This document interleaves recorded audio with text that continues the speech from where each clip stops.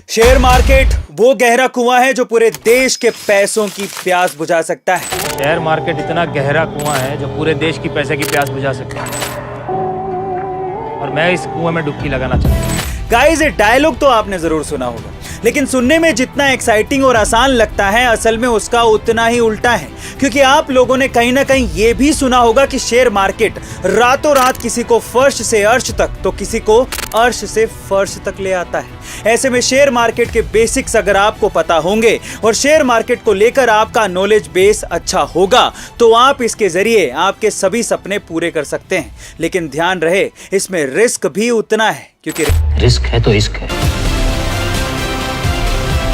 लेकिन guys, share market के basics बताने से पहले हमारे चैनल को सब्सक्राइब जरूर कर लीजिएगा। देखिए, शेयर मार्केट का मतलब होता है एक ऐसा मार्केट जहां पर आप किसी कंपनी का शेयर यानी उस कंपनी में छोटी सी हिस्सेदारी खरीद सकते हैं, और अगर कंपनी को प्रॉफिट हुआ तो आपको भी प्रॉफिट होगा, और अगर कंपनी को लॉस होता है तो आपको भी नुकसान उठाना पड़ेगा। आपको ये जानकर हैरानी होगी कि शेयर मार्केट की शुरुआत आज से लगभग 400 साल पहले डच ईस्ट इंडिया कंपनी ने की थी।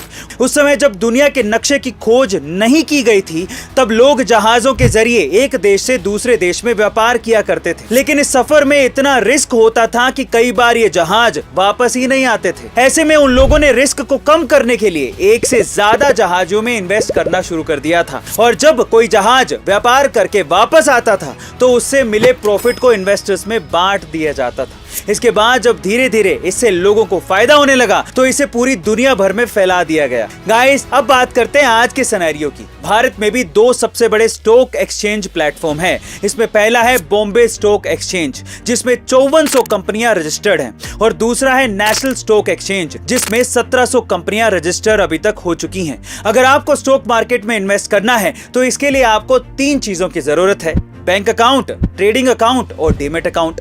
लेकिन आज कई बैंक इन तीनों अकाउंट्स को एक ही जगह पर मर्ज कर देते हैं।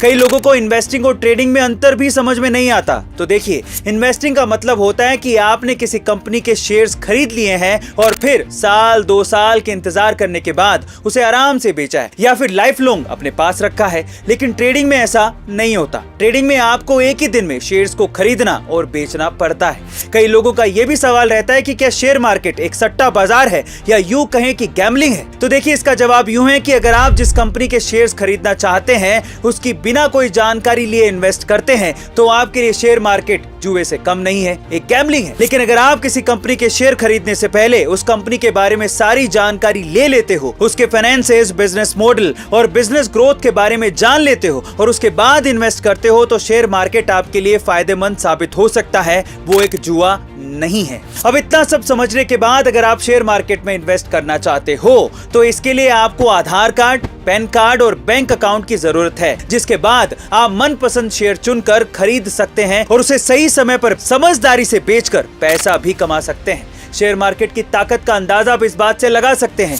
कि अगर आपने आज से 40 साल पहले विप्रो के शेयर में 10,000 रुपए इन्वेस्ट किए होते, तो आज उसकी कीमत 700 करोड़ रुपए होती। लेकिन ध्यान रहे, ऐसे भी कई शेयर्स हैं जिसमें अगर आपने 40 साल पहले 700 करोड़ रुपए लगाए होते, तो आज वो मात्र 10,000 रुपए ही रह जाते, जिसकी कीमत कुछ भी नहीं होती। इसलिए शेयर मार्केट में रिस्क का भी पूरा ध्यान रखना चाहिए।